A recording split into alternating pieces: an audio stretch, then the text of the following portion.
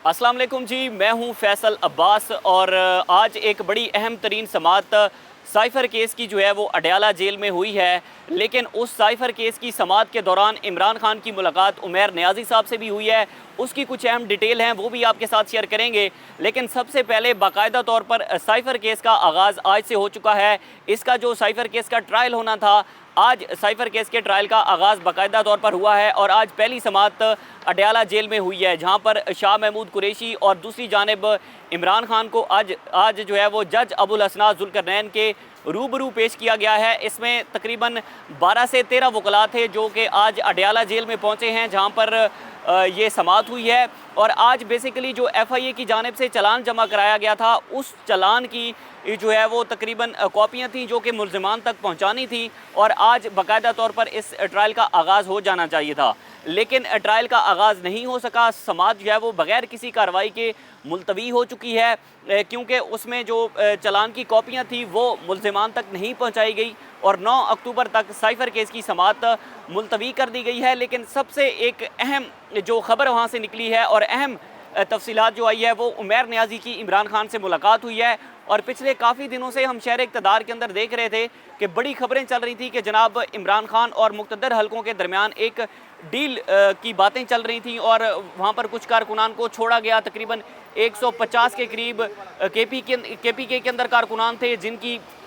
ज़मानतें हुई और फिर उसके बाद इमरान रियाज़ को छोड़ा गया, तो अज़हर मशवानी के भाई को छोड़ा गया। तो ऐसी कुछ डिटेल से एक परसेप्शन वाज़े हो रही थी कि इमरान खान की जो है वो मुक़्तदर हलकों के दरमियान कहीं ना कहीं पर बात चल रही है या कहीं ना कहीं पर इस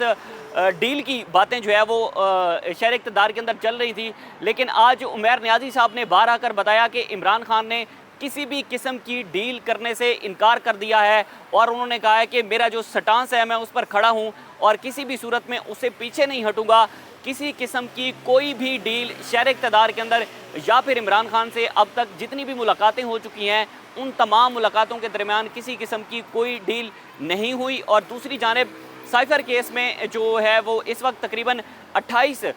जो गवाह हैं वो FIA की जानिब से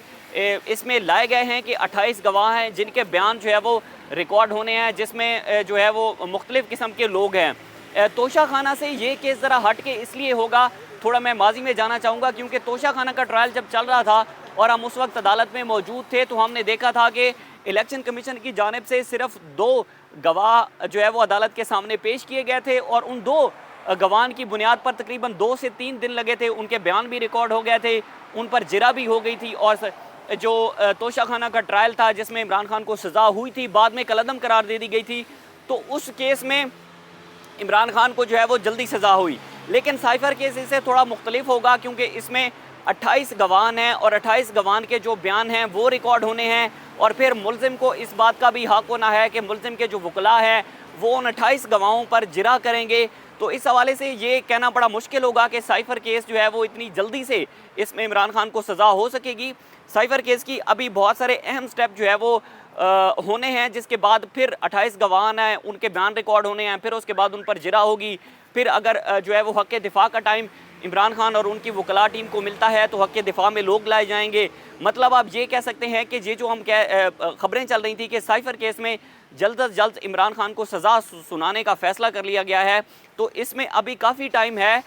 इस जो जितनी भी अभी प्रोसीडिंग सारी होनी है, इन प्रोसीडिंग के बाद पता चलेगा कि आया साइफ़र केस जो है वो कहाँ तक पहुँचा है और साइफ़र केस में इमरान खान की सज़ा का जो मामला है वो किस हद तक इम्पॉर्टेंट है या किस हद तक जा सकता है। लेकिन एक बात बड़ी अहम है कि हम देख रहे हैं कि काफ़ी दिनों से जो अभी साइफ़र केस की समाअत जो है वो खुफिया तौर पर होनी है या पब्लिकली तौर पर होनी है, इस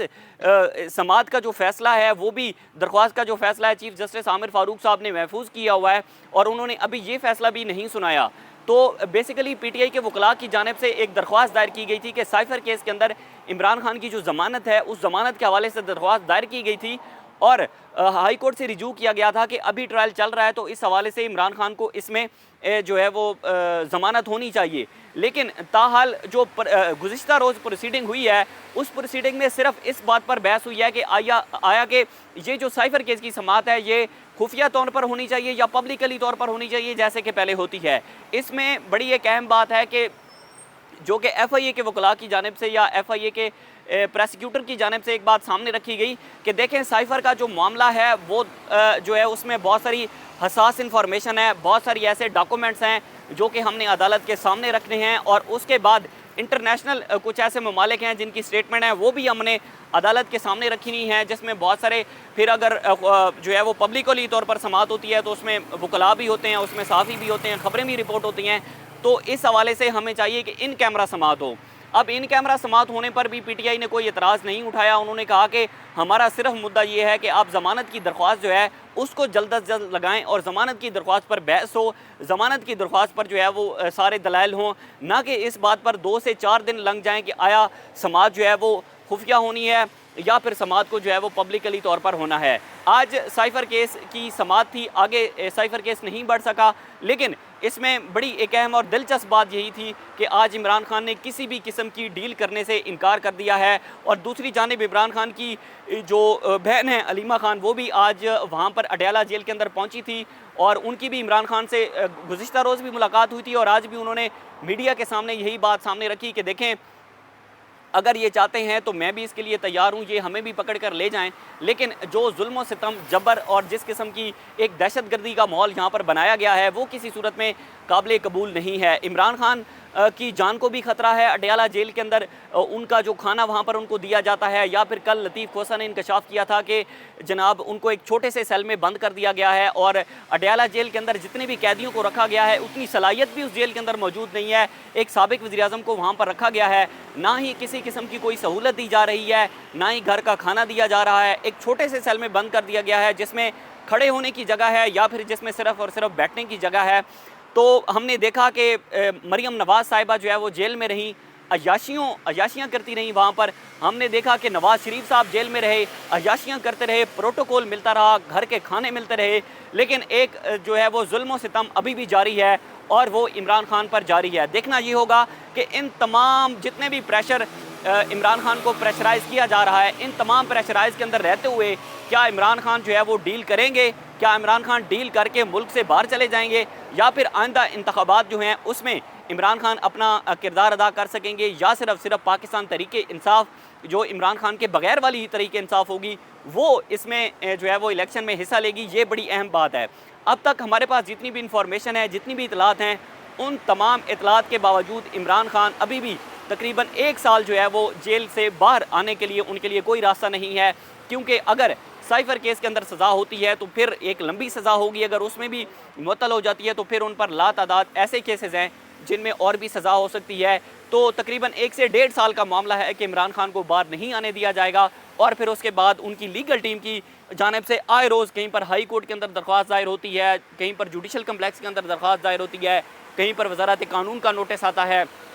तो ये ऐसी कुछ इन्फॉर्मेशन है, जो भी डिटेल होगी इंशाल्लाह आपके साथ शेयर करते रहेंगे। मुझे दीजिए इजाज़त, अल्लाह हाफ़िज़।